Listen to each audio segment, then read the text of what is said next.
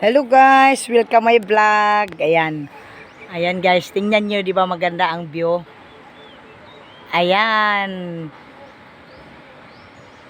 Dito yan guys, sa aming lugar. Sa Liloan, Catarman, Camiguin Province. Ayan, tingnan nyo, di ba? Pasensya na po sa kamera, malabo. Ayan po, di ba maganda? Pwede ba kayong magbakasyon po rito? Ayan. Dito matatagpuan sa Camiguin Province. Ayan po. Diba ang ganda ng view. Ayan, ayan po. Ayan, diba? Punta yan roon sa bukid, guys. Ayan, ayan oh.